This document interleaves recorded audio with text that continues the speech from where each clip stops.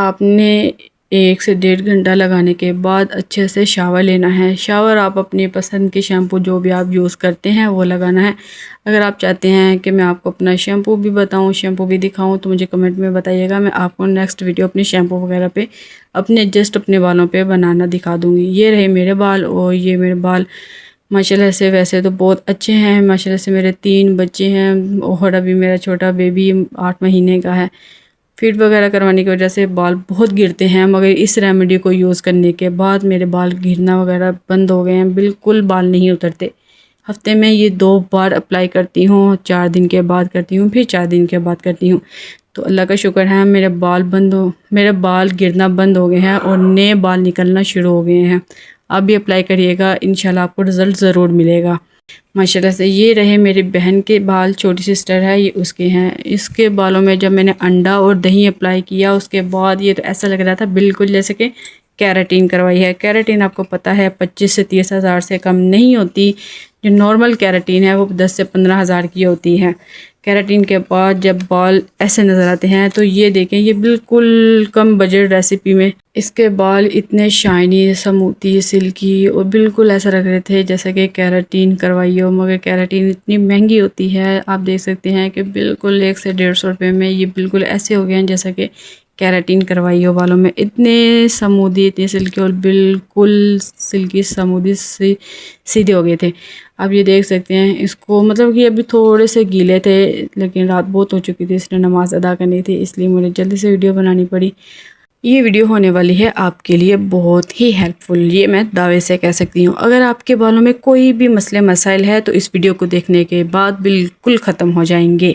आप इस वीडियो को स्किप बिल्कुल नहीं करिएगा, ये वीडियो आपके लिए बहुत ही हेल्पफुल होने वाली है। मैं एक दही की मदद से 3 किस्म के बालों में अलग अलग रेमेडी अप्लाई करके आपको दिखाऊंगी।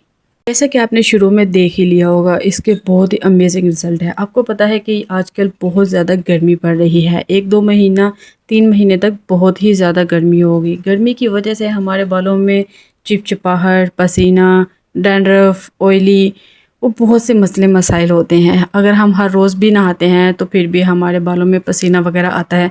जब हम नमाज़ पढ़ते हैं, हिजाब करते हैं तो उसकी वजह से भी पसीना आ जाता है। जितना भी बालों को शैम्पू वगैरह कर लें, ऑयल कर लें, नहा लें, फ़्रेश हो लें, लेकिन बाल फिर भी चिपचिपाहट से हो जाते हैं। इसमें डैंड्रफ हो जाता है, ये बालों में सीवम वगैरह इस गर्मी में, इस माहौल में हो जाता है।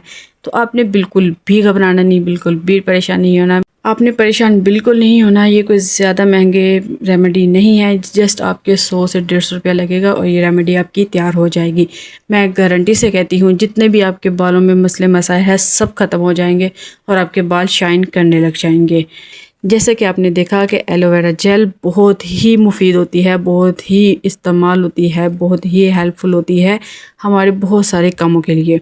जी, इसी तरह हमारी ये एक बालों के लिए भी अहम किरदार अदा करती है। एलोवेरा जेल खाने के, बालों में लगाने के और भी इसके बहुत से फ़ायदे हैं। जी, तो जैसा आपने देखा कि मैंने एलोवेरा जेल अपने घर में ही लगाया हुआ है, क्योंकि ये बहुत ही हेल्पफुल है और रोज़ रोज़ कहीं बाज़ार से लेना या किसी से मांगना अच्छा नहीं लगता, इसलिए मैंने ये घर पे लगा लिया है। मैं इस रेमेडी को हफ़्ते में 2 बार अप्लाई ज़रूर करती हूँ, 4-4 दिन के बाद। हफ़्ते में 2 बार अप्लाई करती हूँ, 4 दिन के बाद, फिर 4 दिन के बाद मेरा बाल बिल्कुल शाइन करते हैं और ये सीवम, चिपचिपाहट नहीं होते। जी, चलिए जी, बहुत हो गई अब बातें, अब आते हैं अपने रेमेडी की तरफ, अपने टॉपिक की तरफ। जी, सबसे पहले आपने लेनी है एलोवेरा जेल, अपने बालों के हिसाब से लेनी है। बालों की लेंथ जितनी है, बाल मोटे हैं, घने हैं, जैसे भी हैं, आपने अपने बालों के हिसाब से लेनी है कि आपके बाल जड़ से लेके नीचे तक। आपने किसी भी, मतलब कि जैसे ये छन्नी हो गई या फिर हेयर ब्रश हो गया, किसी भी ऐसी चीज़ से आपने एलोवेरा जेल निकालनी है कि इसमें गुठलियाँ नहीं बने, ये बिल्कुल जेल फॉर्म में आनी चाहिए। ठीक है, एक आपने जेल लेनी है। दूसरा आपने लेना है दही और अंडा। एक आपने लेना है जेल और दही, दूसरा आपने लेना है जेल, अंडा, और तीसरी रेमेडी है आपने दही और कॉफ़ी। ठीक है, मैं आपको बताती हूँ कि आपने कौन से बालों में कौन सी रेमेडी अप्लाई करनी है। सबसे पहले बात करते हैं हम दही और अंडे की। दही और अंडा आपने, जो रफ़ बाल होंगे, जो बाल गिरते होंगे, जो बाल झड़ते बहुत हैं, आपने उस पर अप्लाई करना है। ठीक है। आपने इसको अच्छे से मिक्स करके अंडे को फिर आपने दही में ऐड करना है और फिर दही में अच्छे से आपने चम्मच की मदद से आप ब्लेंड करना है। अच्छे से आपने इसको मेल्ट करना है। देख लें आपने कि आप देख रहे हैं कि चमचा मैंने कौन सा लिया है, कौन सा चम्मच यूज़ कर रही हूँ। ये ब्लेंड करने में बहुत ही हेल्पफुल होता है। आगे दूसरी रेमेडी की बात, ये है एलोवेरा जेल। जैसे मैं आपको पहले बताया, ये गुठलियों में नहीं होनी चाहिए, ये बिल्कुल जेल फॉर्म में होनी चाहिए। जेल फॉर्म में होगी तो आपके बालों में बहुत ही अच्छे से अप्लाई होगी। ये आपने लेनी है जेल, एलोवेरा जेल और दही। ये आपने लेने हैं उन बालों के लिए जिसमें खुश्की, चिपचिपाहट और गर्मी की वजह से डैंड्रफ बहुत ज़्यादा हो जाता है। ये आपने लेनी है उसके लिए। आपने इसको अच्छे से चम्मच की मदद से अप्लाई करना है, ब्लेंड करना है बहुत ही अच्छे से। जब आप मिक्स कर लेंगे तो आपने फिर या थोड़ी देर के लिए एक साइड पे छोड़ दिएगा। अब आ गई तीसरी रेमेडी। आपने दही लेना है, दही में आपने करना है कॉफ़ी को ऐड। ये उन बालों के लिए है, ये वैसे बच्चों के लिए है, ठीक है। ये उन बालों के लिए है जो इसमें मतलब जुएँ वगैरह होती हैं, लीकें वगैरह होती हैं। ये उन बालों के लिए है, छोटे बच्चों पे ये अप्लाई होगा। ये भी आपको मैं आगे चल के बताती हूँ कि कौन सी रेमेडी किन बालों पे, किन उम्र के लोगों पे इस्तेमाल करनी है। सबसे पहले बात करते हैं दही और कॉफ़ी की। ये आपने अप्लाई करना है 3 साल से 15 साल के बच्चों के, ठीक है। वैसे तो हम सारे तीनों यूज़ कर सकते हैं, लेकिन जो मैं यूज़ करती हूँ।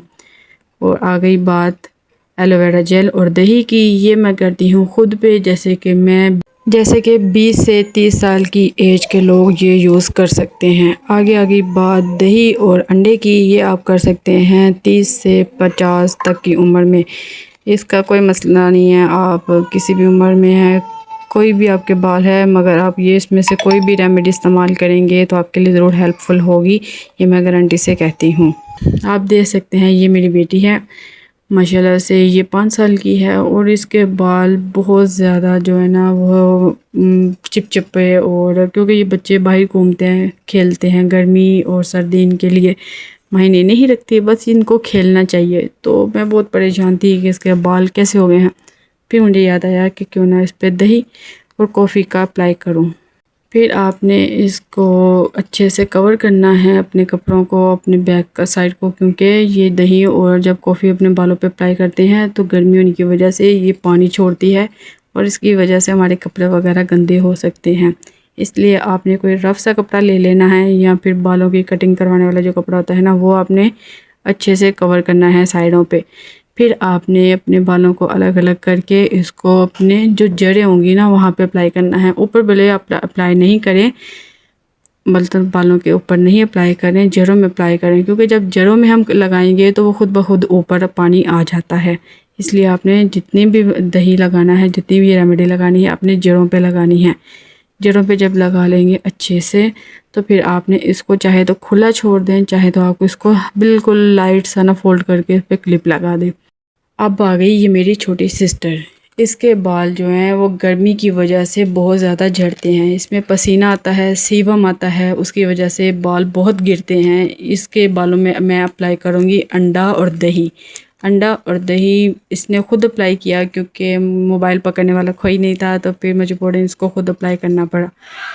ये आपको दिखाने के लिए जस्ट मैंने अप्लाई करवा रही हूँ। आपने इसको भी जड़ों में लगाना है। जितनी भी रेमेडी होती हैं वो जड़ों में ही लगाते हैं, जो कि केमिकल फ्री होती हैं।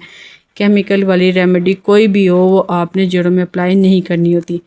तो जी यहाँ पे आ गई मैं। मेरे बाल बहुत ज़्यादा चिपचिपे, बालों में सीवम होती है, इसलिए मैं अपने बालों में लगा रही हूँ एलोवेरा जेल, साथ में दही। मेरे बाल में थोड़ी शाइन वगैरह कम हो गई थी, इसलिए मैं एलोवेरा जेल और दही अप्लाई करवाती हूँ।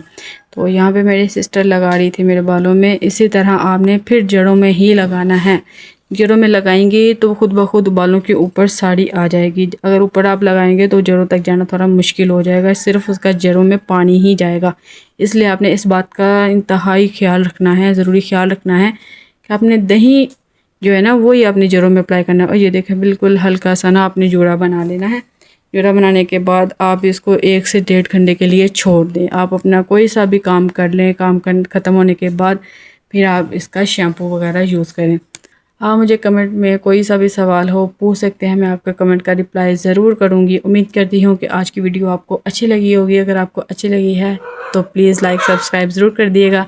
मिलते हैं अपने नेक्स्ट व्लॉग में, तब तक अपना बहुत सारा ख्याल रखिएगा, दुआ में याद रखिएगा। अल्लाह हाफिज़ फ़ी ईमानिल्लाह। Thanks for watching my video.